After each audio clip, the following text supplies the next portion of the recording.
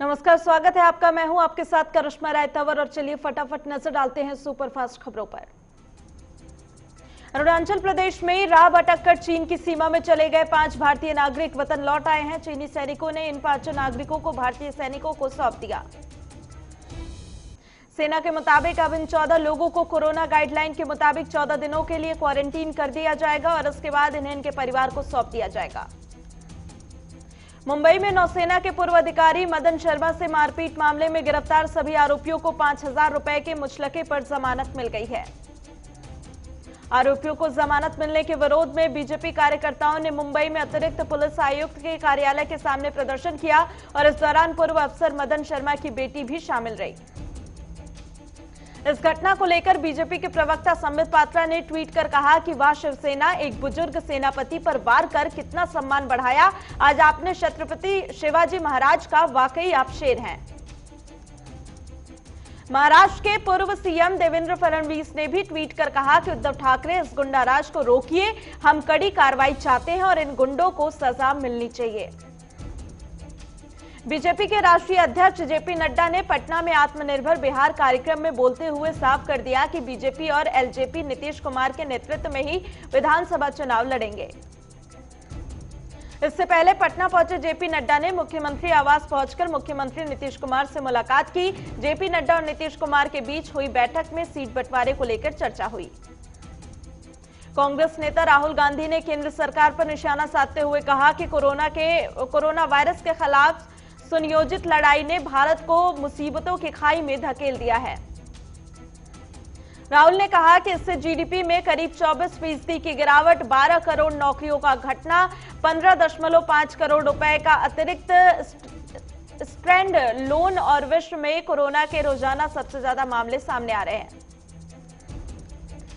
केंद्रीय नागरिक उड्डयन मंत्री हरदीप सिंह पुरी ने बिहार के दरभंगा में हवाई अड्डे के विकास कार्यों की समीक्षा की और नवंबर के पहले सप्ताह में यहां उड़ानों का संचालन शुरू हो जाएगा। मध्य प्रदेश के सरकारी स्कूल में तैनात एक लिपिक की यहां पर आर्थिक अपराध शाखा ने छापेमारी कार्रवाई की, जिसमें 5 करोड़ रुपए की अनुपातहीन संपत्ति का पता चला है। तेलंगाना की राजधानी हैदराबाद के Krishna institute of medical science के एक अस्पताल में देश में पहली बार कोरोना से जूझ रहे मरीज का डबल लंग्स ट्रांसप्लांट किया गया है। दिल्ली के इंद्रलोक के शहजादाबाग इलाके में स्थित एक प्लास्टिक फैक्ट्री में आग लग गई। आग की सूचना पर पहुंचे दमकल विभाग ने आग पर काबू पाया। बीएसएफ ने पंजाब के अबोहर में भारत पाकिस्तान बॉर्डर के रास्ते हथियार की तस्करी का प्रयास नाकाम करते हुए हथियार बरामद किए हैं। दिल्ली मेरठ एक्सप्रेसवे के बाद अब एनएचएआई ने दिल्ली देहरादून एक्सप्रेसवे को बनाने की दिशा में काम तेज कर दिया है। इस एक्सप्रेसवे के तैयार हो जाने पर गाजियाबाद और दिल्ली से देहरादून की दूरी महज 2.5 घंटे में तय की जा सकेगी, जिसे अभी तक तय करने में 5 से 7 घंटे लगते हैं। बीकानेर में एक सड़क दुर्घटना में सेना के 2 जवानों की मौत हो गई। इसके अलावा 2 और घायल जवानों को अस्पताल में भर्ती करा दिया गया। भारतीय मौसम विभाग ने पूर्वानुमान जताया है कि आज से अगले 3 से 4 दिनों तक कुछ राज्यों में बहुत भारी बारिश की संभावना है और इससे लोगों को गर्मी और उमस से राहत मिलेगी। केंद्रीय मंत्री रामदास अठावले का कहना है कि अगर कंगना हमारी पार्टी में आएंगी तो उन्हें कुछ खास फायदा नहीं होगा, लेकिन अगर वो बीजेपी में शामिल होती हैं तो उनको राज्यसभा की सीट मिल सकती है। महाराष्ट्र के सीएम उद्धव ठाकरे ने कहा कि अपनी राजनीतिक महत्वाकांक्षा पूरा करने के लिए अगर कोई मराठा समुदाय को उकसाने या फिर उत्तेजित करने का काम करता है तो उसे किसी भी कीमत पर बर्दाश्त नहीं किया जाएगा। सुशांत सिंह राजपूत की मौत के मामले में ड्रग एंगल सामने आने के बाद एनसीबी हरकत में आ गई। एनसीबी की टीम ने आज मुंबई और गोवा में छापेमारी कर 7 ड्रग पेडलर को गिरफ्तार किया है। ड्रग मामले में गिरफ्तार रिया चक्रवर्ती का जेल में आज 4था दिन है। इसी बीच रिया जल्द ही हाईकोर्ट में जमानत की अपील कर सकती हैं। दिल्ली मेट्रो की एयरपोर्ट लाइन शुरू होने के साथ ही आज से मेट्रो की सभी लाइनें शुरू हो चुकी हैं। कोरोना काल में पहली बार मेट्रो चलने का समय आम दिनों सा हो गया है। हर लाइन पर पहली मेट्रो सुबह 6 बजे मिलेगी, जबकि आखिरी मेट्रो का समय रात 11 बजे तय किया गया है। बिहार के लोगों को चुनाव से पहले प्रधानमंत्री नरेंद्र मोदी की ओर से योजनाओं की सौगात मिलने वाली है। अगले 10 दिनों में पीएम मोदी बिहार के लिए करीब 16,000 करोड़ की योजनाओं की शुरुआत करेंगे।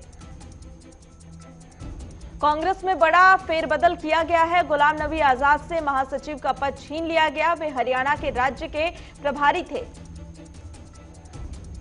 इस फेरबदल में सबसे बड़ा फायदा राहुल गांधी के वफादार रणदीप सिंह सुरजेवाला को हुआ है। सुरजेवाला अब कांग्रेस अध्यक्ष को सलाह देने वाली उच्च स्तरीय 6 सदस्यीय विशेष समिति का हिस्सा हैं।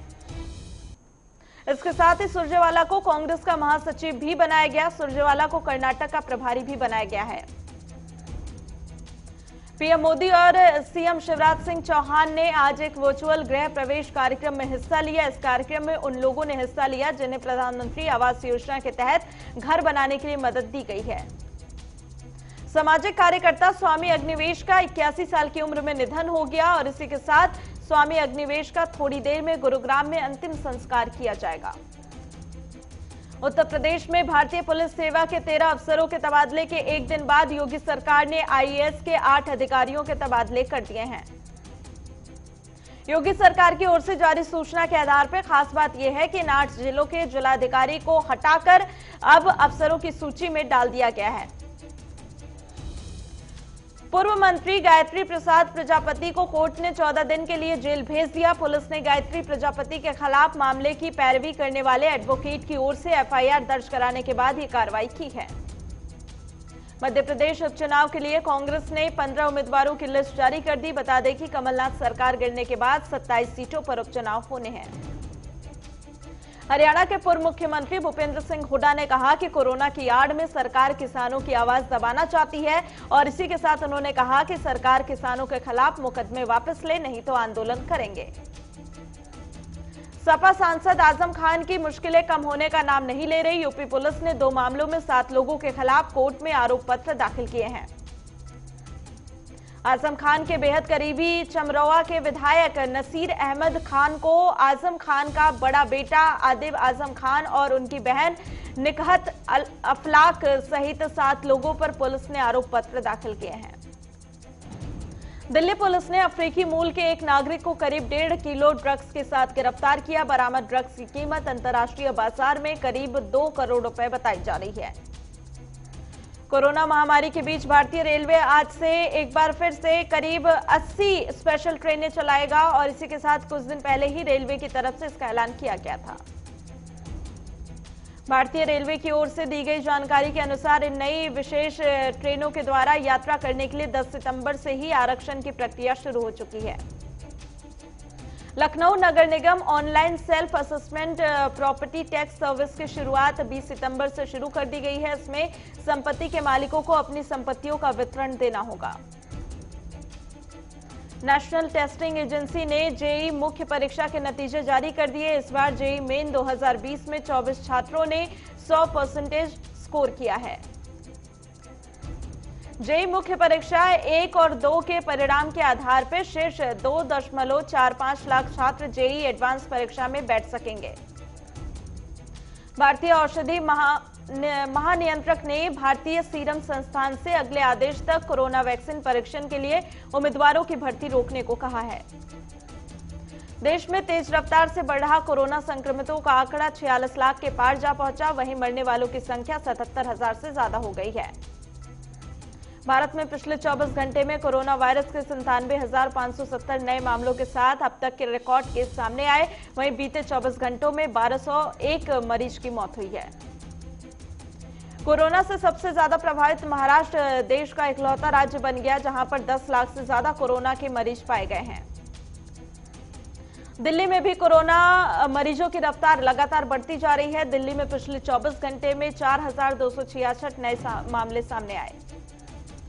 हैदराबाद स्थित बिट्स पिलानी में अध्ययन के मुताबिक अक्टूबर में भारत अमेरिका को पछाड़कर संक्रमण के मामले में दुनिया में शीर्ष पर पहुंच जाएगा।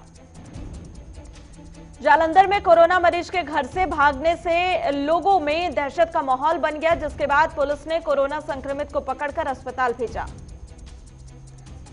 कोसली में शराब पीने के दौरान हुए घरेलू विवाद को लेकर बड़े भाई ने छोटे भाई की हत्या कर दी। बहराइच में विश्व हिंदू महासंघ ने हिंदू हित में एक बैठक का आयोजन किया, जिसमें भारत को हिंदू राष्ट्र बनाने का संकल्प लिया गया है। सोलन में कोरोना के चलते 48 घंटों से सील हुआ अस्पताल अब खुल गया। प्रशासन ने लोगों से अपील करते हुए जरूरी ना होने पर घरों से बाहर ना निकलने का आग्रह किया। कर्नाटक के चामराजनगर में राष्ट्रीय वन हुतात्मा दिवस मनाया गया। इस अवसर पर आला अधिकारियों ने हिस्सा लेकर हुतात्मा आत्माओं को श्रद्धांजलि अर्पित की। अमृतसर में चोरों ने एक घर को निशाना बनाया। चोर घर से सोना और नकदी लेकर फरार हो गए। पानीपत से एक शर्मनाक मामला सामने आया, जहां पर बहू अपने ससुर के साथ फरार हो गई। फिलहाल पुलिस मामले की जांच कर रही है। श्री मुक्तसर साहिब में सीपीआईएम की तरफ से रोष मार्च निकाला गया और पुलिस प्रशासन के खिलाफ जमकर नारेबाजी की गई। पानीपत में लाइसेंस कार्यालय में दलाली का मामला सामने आने के बाद एसडीएम ने कर्मचारी को फटकार लगाई और पीडब्ल्यूडी को पत्र लिखकर कार्यालय में सीसीटीवी लगवाने की मांग की है। बिहार के बेतिया में एक समलैंगिक जोड़े ने पुलिस से मदद की गुहार लगाई, जिसके बाद पुलिस ने सुरक्षा व्यवस्था के साथ दोनों को घर भेज दिया। बिहार सरकार की प्रवासी रोजगार योजना फेल हो गई है। पूर्णिया में 22 से हजारों की संख्या में अन्य राज्य के लिए रोजगार की तलाश में मजदूर रोजाना पलायन कर रहे हैं। फाजिल्का के गांव में मछली फार्म में नहाने उतरे 2 लोगों की डूबने से मौत हो गई। पुलिस ने शवों को पोस्टमार्टम के लिए भेज दिया। फतेहपुर में NH2 पर अज्ञात युवती का जला शव मिलने से इलाके में सनसनी फैल गई। पुलिस युवती की पहचान में जुट गई है। बेतिया में आगामी बिहार चुनाव को लेकर लाइसेंसी हथियारों का सत्यापन किया गया। इस मौके पर अंचलाधिकारी और थाना अध्यक्ष मौजूद रहे। उन्नाव में सपा नेता के समर्थकों की दबंगई का वीडियो वायरल हो गया। मामला किसानों की जमीन पर सपा नेता द्वारा कब्जा करने का बताया जा रहा है। हमीरपुर में जायका परियोजना से बदल रही गलोड़ क्षेत्र के गांव की तस्वीर और 52 लाख की लागत में लघु उठाऊ सिंचाई योजना का निर्माण किया गया। बिजनौर में पुलिस ने अवैध शस्त्र फैक्ट्री का खुलासा किया, साथ ही 2 आरोपियों को गिरफ्तार किया।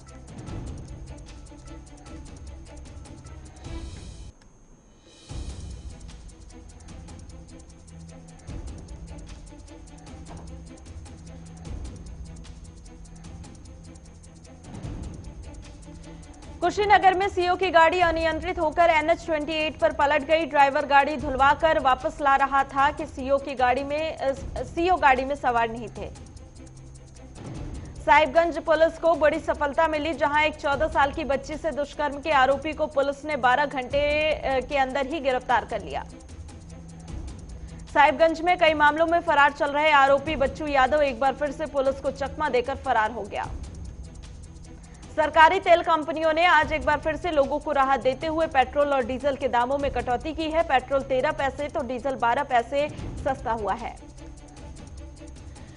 19 सितंबर को होने वाली जीएसटी काउंसिल की बैठक स्थगित हो गई और अब इसके 5 अक्टूबर को होने की संभावना है। मूडीज इन्वेस्टर्स सर्विसेज ने चालू वित्त वर्ष में भारत के जीडीपी में 11.5% की कमी आने का अनुमान जताया है। विनियामन, खनन और बिजली क्षेत्र के खराब प्रदर्शन की वजह से जुलाई महीने में औद्योगिक उत्पादन में 10.4% गिरावट रही है। यस बैंक और एसबीआई में विलय नहीं होगा। यस बैंक ने आरबीआई के 50,000 करोड़ रुपए लौटा दिए हैं। बैंक ने स्पेशल लिक्विडिटी फैसिलिटी के तहत आरबीआई से ये पैसा लिया था।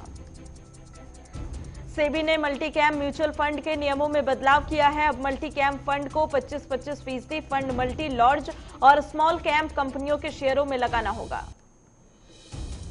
IRDAI ने साधारण और स्वास्थ्य बीमा कंपनियों को अब पॉलिसी इलेक्ट्रॉनिक रूप में जारी करने की अनुमति दे दी है।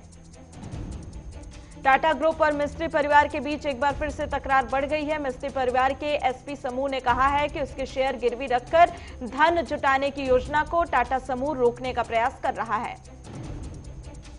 सूचना एवं प्रसारण मंत्रालय ने आधार कार्ड को लेकर नोटिफिकेशन जारी किया है। आधार के बायोमेट्रिक डेटा का इस्तेमाल नागरिकों को कुछ ऑनलाइन सेवाएं देने के लिए किया जा सकेगा।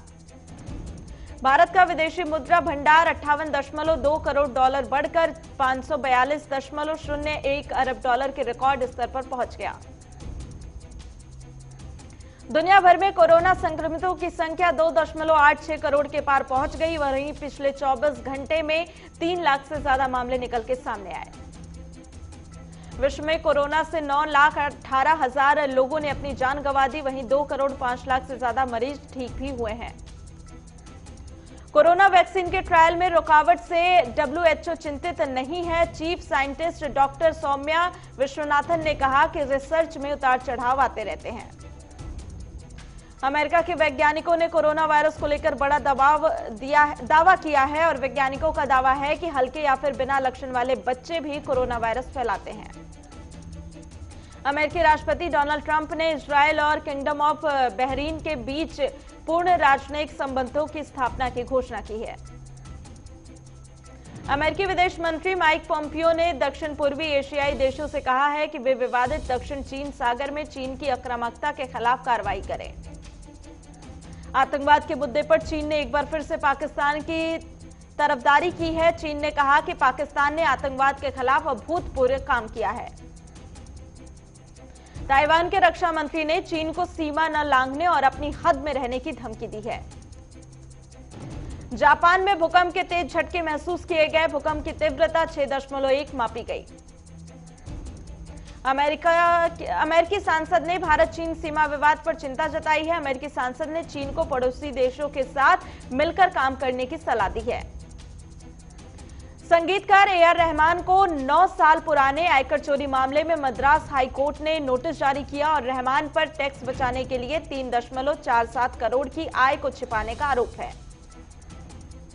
बॉलीवुड एक्टर आफताब सिद्दीकी कोरोना की चपेट में आ चुके हैं। उन्होंने ट्वीट करके इसकी जानकारी दी। अभिनेता अध्ययन सुमन ने कहा कि बॉलीवुड की पार्टियों में ड्रग चलती है। उन्हें भी ड्रग ऑफर की गई थी, लेकिन उन्होंने लेने से मना कर दिया। भजन गायिका अनुराधा पौडवाल के बेटे आदित्य पौडवाल का 35 साल की उम्र में निधन हो गया। आदित्य पौडवाल पिछले काफी समय से किडनी की परेशानी से जूझ रहे थे। मॉडल पाउला ने निर्देशक साजिद खान पर यौन शोषण का आरोप लगाया। पाउला का आरोप है कि 17 साल की उम्र में साजिद खान ने उनके साथ शोषण किया था। और ऑस्ट्रेलिया ने इसी आपको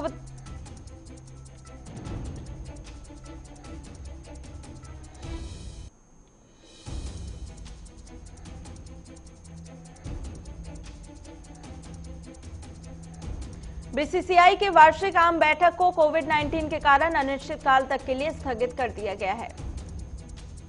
ऑस्ट्रेलिया ने पहले वनडे मैच में इंग्लैंड को 19 रनों से मात दे दी और इस जीत के साथ ऑस्ट्रेलिया ने 3 मैचों की वनडे सीरीज में 1-0 से बढ़त बना ली है। इंग्लैंड के पूर्व कप्तान केविन पीटरसन ने क्रिकेट दक्षिण अफ्रीका में जारी मौजूदा संकट को हॉरर शो करार देते हुए कहा कि यह देश में क्रिकेट को खत्म कर देगा। भारतीय मुक्केबाजी महासंघ ने कार्यकारी परिषद की बैठक में अपने प्रशासन में 25% तक महिलाओं की हिस्सेदारी बढ़ाने का फैसला किया है। कोरोना महामारी की वजह से भारतीय क्रिकेट कंट्रोल बोर्ड आगामी 2020 से 21 के घरेलू सत्र में भारी कटौती कर सकता है। और इसी के साथ यहां पर रुकेंगे एक छोटे से ब्रेक के लिए।